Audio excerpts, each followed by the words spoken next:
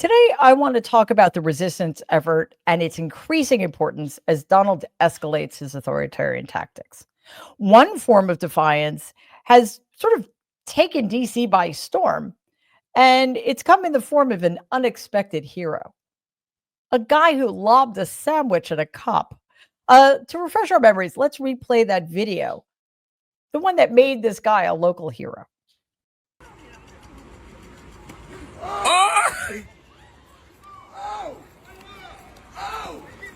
It's fucking gun! Fucking gun! That was fun. I'm not entirely sure if that makes him a hero, but maybe a role model. Just kidding. Don't throw things at cops. Seriously. We've talked about this before, but there is an exciting update on Sean Dunn's case. Sean Dunn, of course, being the sandwich thrower.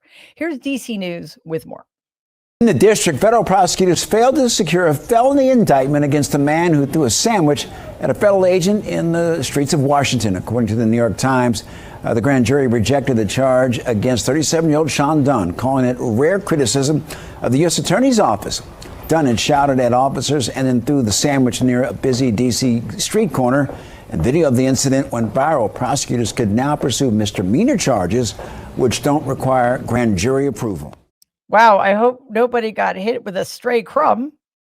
The U.S. Attorney for D.C., Jeanine Pirro, unbelievably enough, was attempting to hand Dunn, the sandwich sharpshooter himself, the most severe charges possible. But this week, the Daily Beast reported that a grand jury refused to hand down an indictment, effectively ending Pirro's crusade against Dunn.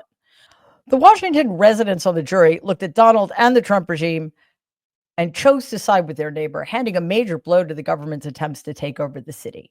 In the process, they were also likely expressing their frustrations over those attempts. There are other acts of opposition taking place that have nothing to do with throwing sandwiches, which is a good thing because, again, best not to throw things at cops. Democratic governors have taken the lead against Donald's hostile occupations and other threats to largely blue cities. Just this week, Donald drew the ire of Governor Wes Moore of Maryland. Donald claimed that Moore called him the greatest president, among other things.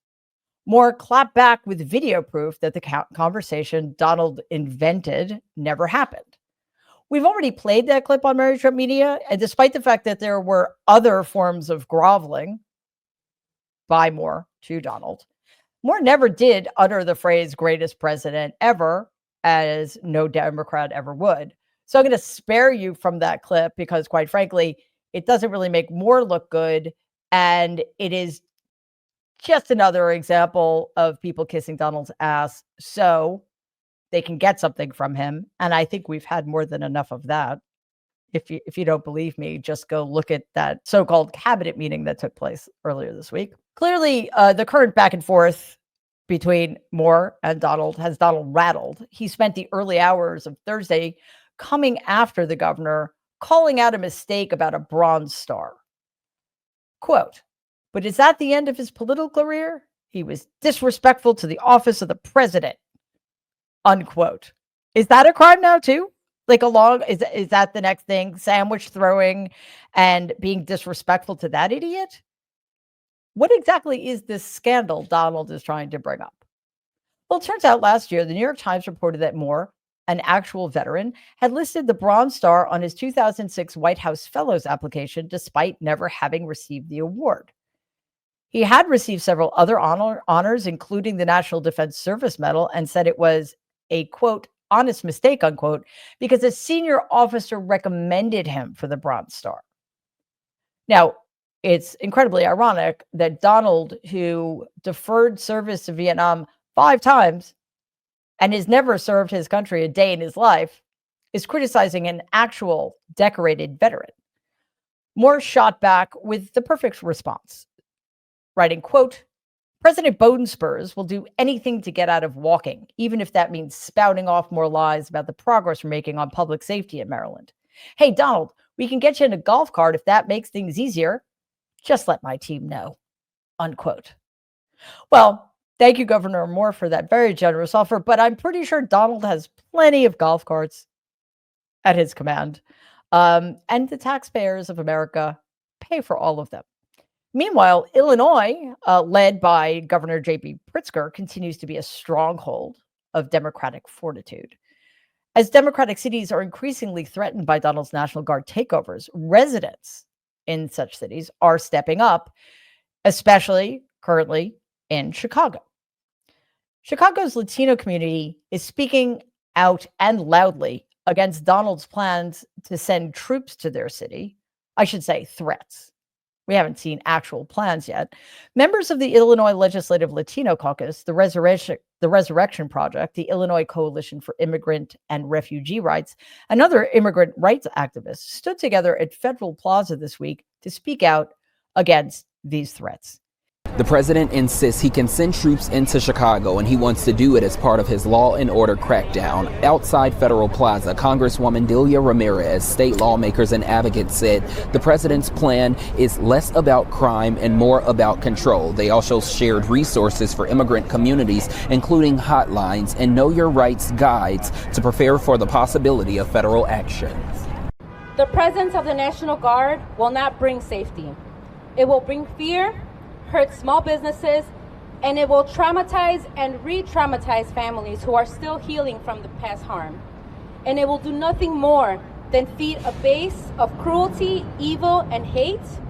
Now, overnight, the president says he is working with Republicans on a new comprehensive crime bill. Recently, the former mayoral candidate Willie Wilson and Republican State Representative Martin McLaughlin are also pushing for the National Guard to be deployed here to the city of Chicago. The White House has yet to set a timeline, but we'll be watching to see how all of this plays out. As Donald continues to target people of color in this country, especially people in the Latino community, it's more important than ever for members of the community to speak out for their friends, families, and neighbors, just as it is more important than ever for allies to start standing up and speaking out.